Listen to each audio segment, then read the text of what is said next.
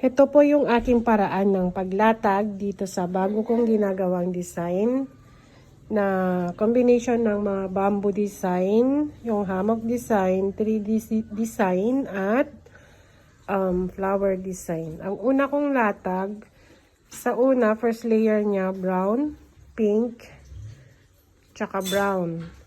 Sa pangalawang latag din, i-alternate mo siya, brown, pink, and then brown. Then sa pangatlong latag, baliktarin ulit natin, gagawin natin pink, brown, and pink.